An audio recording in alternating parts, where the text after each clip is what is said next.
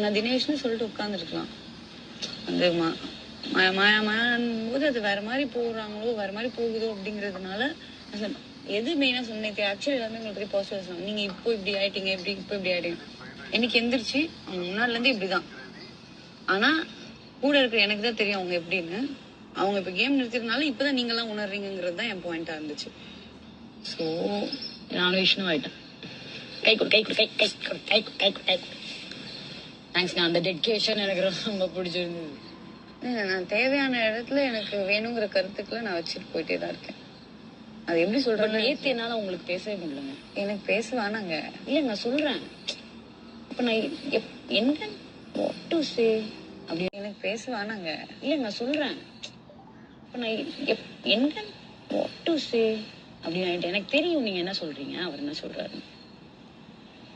அதுக்கப்புறம் நீங்க இங்க ஒன்னு எக்ஸ்பிளைன் பண்ண ட்ரை பண்றீங்க. அது அப்பதான் புரிஞ்சுது எனக்கு. அதெல்லாம் நான் சொல்லலாம்.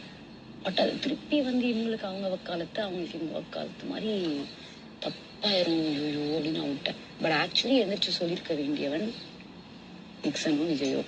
நான் தாங்க பண்ணேன் அப்படின்னு. அவர் அது பண்ணாதது வந்து அது மேட்டர்ல அது நிக்சன் ஏதோ எக்ஸ்பிளைன் பண்ணிட்டான். அந்த அந்த வார்த்தையை தப்பா புரிஞ்சுக்கிட்டதுதான் என் பெரிய தப்புங்க. நான் வந்து அதை சொல்லிட்டு நீங்க அப்படி பண்ண உடனே கோபப்பட்டு எந்திரிச்சு போகாம இப்படி பண்ண உடனே நான் என்ன சொல்ல வரேங்கிறதுலாம் இது பண்ணிட்டு இந்த காசுக்காக நான் ஒன்றும் இது பண்ணலங்க அப்படின்னு சொல்லி அப்படி இது பண்ணிட்டு தட்டி விட்டு செம்ம கோபத்துல பாட்டில் எல்லாம் தள்ளி விட்டு போயிட்டேன். நான் எக்ஸ்பிளைனே பண்ணல. அது தேவையே இல்லாதது. நான் உட்காந்து எக்ஸ்பிளைன் பண்ணிருக்கே இல்லாதது. நான் உட்காந்து எக்ஸ்பிளைன் பண்ணிருக்கேன். அதுக்கு அவ்வளவு கோவப்பட்டிருக்கவே வேண்டாம். அது எனக்கு நான் ஆக்சுவலி இது ஃபீல் பண்ணேன். நான் கோவப்படுறது யாருக்கு என்ன பெருசா பாதிக்க போகுது, அது எனக்கு தான் எனக்கு தான் பாதிக்கும். பட் அது யாருக்கு என்ன பெருசா பாதிக்க போகுதுன்னு யோசிச்சேன். பட் நான் கோவப்பட்டு நான் சொல்ல வேண்டியதை சொல்லாம விட்டு அது வேற மாதிரி போய் இருந்ததே எனக்கு ஒரு பெரிய லெசனா இருந்துச்சு. கோவப்பட்டாலும் சொல்றத சொல்லணும். நானும் கரெக்டா ஒர்க் பண்ணிட்டேங்க, சாரி. ஆனா நான் அப்படிதாங்க பண்ணுவேன். நான் அந்த மாதிரி ஒரு பொண்ணு தான். என்ன அப்படி சொல்றேன். நான் அதுக்கு ரியாக்டே பண்ணிருக்கூடாது. பெரிய விஷயமே இல்ல. எதுக்கு எனக்கு கோவம் வந்துச்சுன்னு தெரியல. நீங்க தள்ளி விட்டது எனக்கு என்ன பெரிய விஷயம். அது ஒரு மேட்டரே இல்ல. அதுக்கு நான் அவ்வளவு கோவப்பட்டு நான் சொல்ல வேண்டியதை சொல்லாம எவ்வளவு பெரிய விஷயத்துல போய் மாட்டிட்டேன் பாருங்க. எனக்கு அந்த லைட்டா அந்த இது ஃபீல் ஆகுது. அது நானே உங்ககிட்ட பேசணும்னு இல்லை.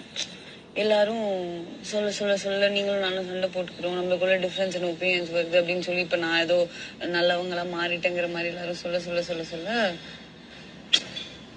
என்னடா அப்படிங்கிற மாதிரி இருக்கு. அது தப்பு தானே, அப்படி கிடையவே கிடையாது.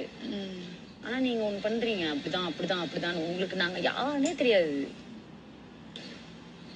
ஆனா எனக்கு என்னன்னா இதுல இருந்து ஒரு நல்ல விஷயம் நடக்குதுன்னா ஓகே. அது நல்ல விஷயம் தெரியுமா? We are getting stronger. And அது உங்களை மைண்ட் அளவில் எதுவும் அஃபெக்ட் பண்ணல. Because I am concerned about it. அந்த மாதிரி சொல்றதோ அந்த மாதிரி பண்றதோ எனக்கு என்ன, because I sometimes I think like இவங்க இப்படி சொல்றதுனால அது வந்து நம்மள பிரிக்குதோ இல்ல டிஸ்டாக்குதோ அப்படிங்கிற ஒரு டவுட் இருக்கு. அப்படிதான் இல்லைங்க. ஏன்னா இவங்க செய்யறது வந்து ஒரு புரிதலே இல்லாத ஒரு விஷயத்த வந்து இது எனக்கு கண்டிப்பா 100% இதுதான் அப்படின்னு சொல்ற மாதிரி இருக்கு. ஓகே,